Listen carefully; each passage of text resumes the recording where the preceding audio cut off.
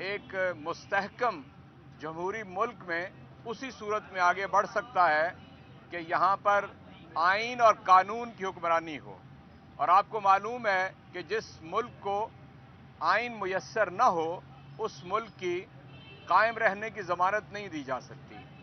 اس لیے یعنی 1973 تک اتنے 26 برس پاکستان کے اندر آئین کی حکمرانی قائم نہ ہو سکی.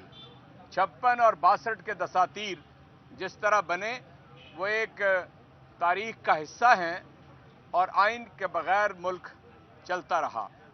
اور فسطائیت کا نظام جو مارشل لائی جرنیلوں نے قائم کر رکھا تھا وہ ہمارے ملک کے اندر قائم ہوا. اس کا نتیجہ یہ ہے کہ جب ملک آئین کے تحت نہیں چلتے تو ہم اپنے پاس ایک بڑی ہی تکلیف دہ تاریخ سابق مشرقی پاکستان اور موجودہ بنگلہ دیش کی رکھتے ہیں. اب بھی پاکستان کے اندر آئینی بحران پیدا ہونے جا رہا ہے اور آئین کی حفاظت کی ذمہ داری یا پارلیمنٹ کی ہوتی ہے یا پھر عدلیہ کی ہوتی ہے. اور پارلیمنٹ اس وقت لاچار ہے، بے بس ہے. پارلیمنٹ شاہ دولے کے جو چوہے ہیں ان کے ہاتھ کے اندر اس وقت نہ دور تک وہ دیکھ سکتے ہیں نہ ان کا دماغ سوچنے کے قابل ہے.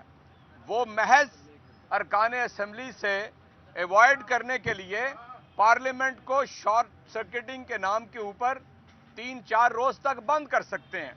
اور اس پارلیمنٹ کا قومی اسمبلی کا جو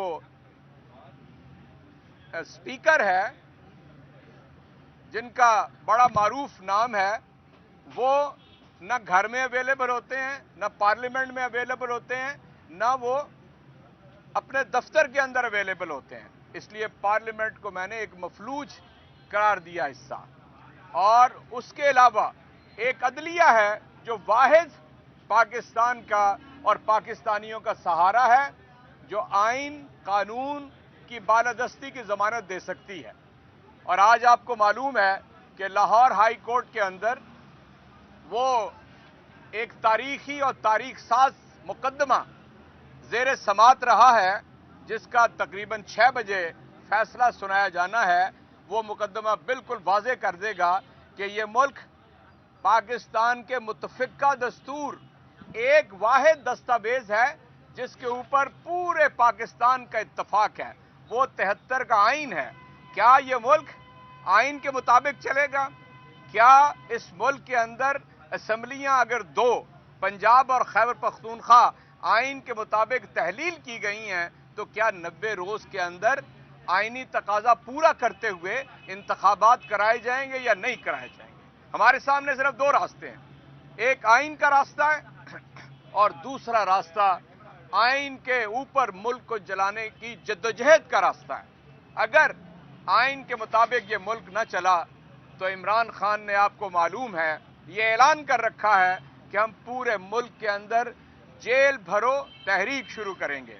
اور میں بحیثیت focal person chairman Imran Khan jail بھرو تحریک آج آپ سے مخاطب ہوں کہ اگر ہمیں انتخابات کی تاریخ نہیں ملتی اور میں نے کل ایک بات عرض کی تھی کہ پاکستان کی امپورٹڈ حکومت یہاں کا الیکشن کمیشن اور اسٹیبلشمنٹ پورے انتظامات مکمل کر چکے ہیں کہ پاکستان کے اندر انتخابات نہ ہوں. چنانچہ صرف عدلیہ یہ کر سکتی ہے کہ وہ آئین کی پابندی کرتے ہوئے انتخابات کی تاریخ ان سے لے لے یا خود دے دے. چنانچہ اگر نہ لی گئی تو ہم جیل بھرو تحریک شروع کرنے جا رہے ہیں. اور جیل بھرو تحریک ایک اپنا پورا تاریخی پس منظر بھی رکھتی ہے اور انشاءاللہ 2 راستوں میں سے ایک راستہ ہے. ایک تشدد کا راستہ، توڑ پھوڑ کا راستہ، جلاؤ گھراؤ کا راستہ اور دوسرا پرامن راستہ احتجاج کا. اور وہ ہمارے پاس جیل بھرو تحریک کے علاوہ کوئی نہیں ہے. لاہور کے اندر ہم نے کہا تھا کہ 200 والنٹیئرز چاہیے. اس وقت تک ہزاروں تحریک انصاف کے کارکنان نے اپنی رجسٹریشن صرف لاہور میں کرا دی ہے کہ وہ جیل بھرو تحریک میں آگے بڑھنا چاہتے ہیں. اور صرف اس میں مرد نہیں ہیں, خواتین شامل ہیں. صرف خواتین نہیں ہیں, بچے اس کے اندر شامل ہیں. یہ تو ہم فیصلہ کریں گے اور چیئرمین فیصلہ کریں گے کہ کس کو کس ترجیح کے مطابق جیل بھرو تحریک کے اندر جانا ہے. اور نہ صرف یہ بلکہ جیل بھرو تحریک کے پہلے دن سے قبل ہم انشاءاللہ تعالی ایک حلف لیں گے جیل بھرو تحریک کے والنٹیئرز کا, اور وہ پاکستان کی سلامتی, سالمیت اور آئین کے تقاضے پورے کرنے کا حلف ہوگا. غیر آئینی اور غیر جمہوری تقاضوں کے خلاف جد و جہد کا حلف ہوگا. اور انشاءاللہ اس کے بعد ہم مال روڈ کے اوپر جو دفعہ 144 لگی ہے اس کو توڑنے کا اعلان کریں گے, اور اعلان کرنے کے بعد ہم یہ چاہیں گے کہ گرفتاریاں ہوں اور ہم جیل میں جائیں. اور اس کے علاوہ میں آپ کو بتا دیتا ہوں کہ لاہور کے بعد پشاور, راولپنڈی, ملتان, کراچی, فیصل آباد, مردان, بھاولپور, گجرانوالہ اور حیدرآباد اور سوات, اس کا ہم شیڈیول دے چکے ہیں. نیچے تیاری ہو رہی ہے. یہاں تک پہنچنے سے پہلے باقی اضلاع اور شہروں کا شیڈیول بھی دے دیا جائے گا. اور انشاءاللہ تعالی یہاں پر 64,000 یعنی قیدی پنجاب کی جیلوں میں رہ سکتے ہیں, جس میں 84,000 پہلے ہیں. لیکن ہم اپنے لاکھوں کارکنان کو اس راستے کے اوپر چلائیں گے تاکہ اس امپورٹڈ حکومت کو سمجھ آ سکے کہ اگر جمہوریت سے یہ انحراف کریں گے تو یہ قوم انہیں معاف نہیں کرے گی. یہ میری آپ کے سامنے اپیل ہے کہ آپ کی وساطت سے عوام تک یہ پیغام پہنچ جائے کہ عمران خان اس ملک کے اندر آئین کی پاسداری کی تحریک جو ہے وہ جیل بھرو تحریک سے شروع کر رہے ہیں. شکریہ. صاحب یہ بتائیں کہ ایک واحد ایجنڈا ہے جس پہ پی ڈی ایم اور پاکستان تحریک انصاف ایک پوائنٹ پہ نظر آ رہی ہے, وہ یہ سابق army chief general retired Qamar Javed Bajwa کے اوپر تنقید کی جا رہی ہے. جو کچھ ہو چکا ہے سارا مورد الزام ان کو ٹھہرایا جا رہا ہے. ایک ایجنڈے پہ تو آپ لوگ سارے نظر آ رہے ہیں مختلف پلیٹ فارم پر, ان کو ادب تنقید رکھا ہوا ہے, تو جو دوسرے ایجنڈے ہیں, دوسرے بھی معاملات ہیں, اس پر بھی کیوں نہیں آپ لوگ اکٹھے ہو جاتے؟ دیکھیے میں آپ سے عرض کرتا ہوں, ہم ہر ایسی شخصیت اور ایسا فرد کہ جس نے جمہوریت کے راستے میں رکاوٹ ہو, جو رجیم چینج کا حصہ ہو, جو رجیم چینج کو ٹریگر کرنے والا ہو, اس کے ساتھ باقی معاملات پر کیسے بات کریں. میں نے سینٹ میں یہ بات کی تھی کہ آپ دہشت گردی کے اوپر بات کرنا چاہتے ہیں تو ہمارے ساتھ انتخابات کے اوپر بات کریں, ساتھ ہی دہشت گردی کے اوپر بات کر لیں. ہماری بات چیت سے ہم کبھی انحراف نہیں کرتے, لیکن اگر آپ ترجیح تبدیل کریں گے تو ظاہر ہے اس کو کوئی فائدہ نہیں ہوگا.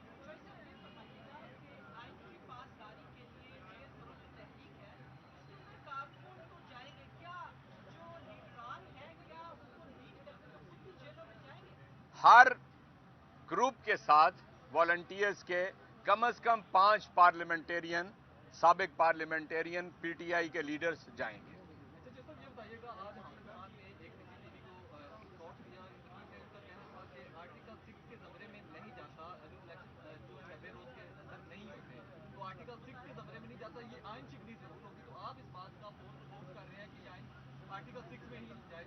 میں قانون دان تو نہیں ہوں, لیکن میں ایک سیاسی کارکن کی حیثیت سے یہ جانتا ہوں کہ جو کچھ حامد خان صاحب نے کہا ہوگا کسی خاص پرسپیکٹو میں کہا ہوگا.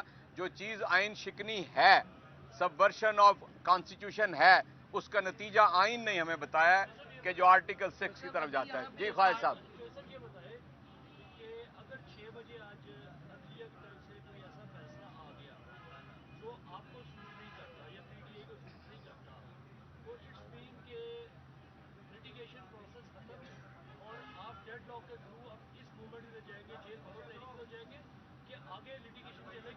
اصل میں یہ میرا خواجہ صاحب اور تحریک انصاف کا مسئلہ نہیں ہے, یہ 22-23 کروڑ عوام کا مسئلہ ہے.